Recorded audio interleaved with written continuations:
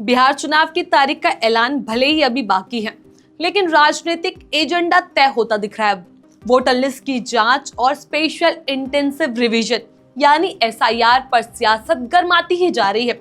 विपक्ष लगातार आरोप लगा रहा है कि एसआईआर के नाम पर वोट चोरी और धांधली हो रही है, जबकि बीजेपी इस मुद्दे को घुसपैठिए का संरक्षण बताकर विपक्ष पर ही हमला बोल रही है।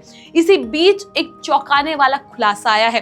भागलपुर की मतदाता सूची में 2 पाकिस्तानी महिलाओं के नाम पाए गए हैं। जी हाँ, जो सालों से वोट डाल रही थी। नमस्कार, मैं हूं चेष्टा नागर और आप देख रहे हैं द हिंदी टॉप। तो सवाल अब बड़ा है, बिहार चुनाव में एसआईआर के बहाने और क्या क्या सच आने अभी सामने बाकी है। तो आइए इस पूरे मुद्दे को समझते हैं कि कब से 2 महिलाएं बिहार में रह रही है। बिहार में स्पेशल इंटेंसिव रिवीजन चल रहा है। चुनाव आयोग कह रहा है कि ये सामान्य प्रक्रिया है ताकि हर वोटर का नाम सही ढंग से दर्ज हो सके, लेकिन विपक्षी गठबंधन इंडिया लगातार आरोप लगा रहा है कि इस प्रक्रिया के जरिए फर्जी वोटरों को जोड़ा जा रहा है, असली वोटरों के नाम डिलीट किए जा रहे हैं और चुनाव आयोग पर बीजेपी के साथ मिलकर वोट चोरी का बड़ा खेल खेलने का आरोप है। दूसरी ओर बीजेपी कह रही है कि असलियत ये है कि विपक्ष घुसपैठियों और फर्जी वोटरों का संरक्षण कर रहा है और जब एसआईआर में उनका पर्दाफाश हो रहा है तो बौखलाहट में चुनाव आयोग को घेर रहे हैं। इस पूरे विवाद के बीच गृह मंत्रालय से आई एक चिट्ठी ने आग में घी डालने का काम किया है। चिट्ठी में साफ लिखा है कि भागलपुर की वोटर लिस्ट में पाकिस्तानी महिलाओं के नाम शामिल है। जी हाँ, ये महिलाएं 1956 में पाकिस्तान से भारत आई थी, लेकिन आज तक यहीं पर रह रही हैं। इनके नाम सिर्फ वोटर लिस्ट में नहीं बल्कि आधार कार्ड भी इनका बन चुका है। अब आपको बताते हैं कि कौन है ये पाकिस्तानी महिलाएं।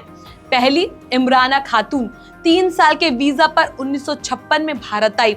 दूसरी, फिरदौसिया रहमान 19 जनवरी 1956 को 3 महीने के वीजा पर भारत आई थी। दोनों बहनें रंगपुर पाकिस्तान से आई थी और भागलपुर में बस गई। अब बुजुर्ग हो चुकी हैं ये महिलाएं, सालों से वोट डालती रही है, उनका परिवार भी अब यही रहता है। लेकिन बड़ा सवाल ये है कि भारत की नागरिकता लिए बिना वोट का अधिकार कैसे मिल गया। पासपोर्ट और वीजा पर आए लोगों का नाम मतदाता सूची में किस प्रक्रिया से जोड़ा गया।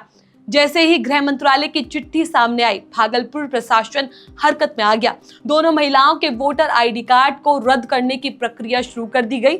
बीएलओ को निर्देश दिया गया कि इस तरह के मामलों में नाम तुरंत हटाया जाए और अब प्रशासन ने नया नियम लागू किया है कि जो भी नया नाम मतदाता सूची में जुड़वाना चाहता है उसे सेल्फ डिक्लेरेशन देना होगा, यानी कि आप यहीं के रहने वाले हैं। लेकिन एक कदम सवालों के घेरे में है। विपक्ष पूछ रहा है कि जब दशकों से ये नाम मतदाता सूची में थे और हर चुनाव में वोट भी पड़ा, तो चुनाव आयोग और प्रशासन की आंखें बंद थी क्या? इस मामले ने पूरे चुनाव आयोग को कटघरे में खड़ा कर दिया है। अगर 2 पाकिस्तानी महिलाओं के नाम वोटर लिस्ट में है, तो क्या और भी विदेशी नागरिकों के नाम वोटर लिस्ट में हो सकते हैं? क्या यह सिर्फ लापरवाही है या जानबूझकर वोटर बेस बढ़ाने के लिए की गई धांधली? अगर आधार कार्ड और पासपोर्ट जैसे दस्तावेज होते हुए भी सिस्टम में फर्जीवाड़ा हो सकता है, तो क्या क्या छिपा हुआ है, अब आप सोच सकते हैं। एसआईआर को लेकर अब सवाल ये भी है कि लाखों वोटरों की नागरिकता और वैधता पर संदेह खड़ा किया जाएगा। क्या चुनाव आयोग पर लगे आरोपों की स्वतंत्र जांच होगी? और क्या बिहार चुनाव से पहले मतदाता सूची को लेकर एक और बड़ा विस्फोटक हो सकता है? तो वही स्पष्ट है कि बिहार चुनाव में अब एसआईआर सिर्फ तकनीकी प्रक्रिया नहीं बल्कि सबसे बड़ा राजनीतिक मुद्दा बन गया है। विपक्ष इसे वोट चोरी का हथियार बना रहा है, बीजेपी इसे घुसपैठिया बनाम असली वोटर का मुद्दा बना रही है और आम जनता के बीच ये सवाल घूम रहा है कि बिहार का अगला चुनाव असली वोटरों से तय होगा या नकली वोटरों से। तो तस्वीर साफ है, बिहार चुनाव से पहले एसआईआर ने ऐसा तूफान खड़ा कर दिया जो आने वाले दिनों में और भी बड़ा हो सकता है। भागलपुर की वोटर लिस्ट में पाकिस्तानी महिलाओं के नाम सामने आने के बाद अब सवाल ये है कि और कितने ऐसे नाम उजागर होंगे। क्या एसआईआर चुनाव सुधार का जरिया बनेगा या फिर वोट चोरी का नया हथियार? बिहार चुनाव का असली एजेंडा अब वोटर लिस्ट पर टिक गया है। इस खबर पर आपका क्या कुछ कहना है, अपनी राय हमें नीचे कमेंट बॉक्स में जरूर बताएं। ऐसी और भी वीडियोस के लिए आप हमारे चैनल द हिंदी टॉप को सब्सक्राइब कर ले। इसके अलावा आप हमें एक्स, फेसबुक और इंस्टाग्राम पर भी फॉलो कर सकते हैं।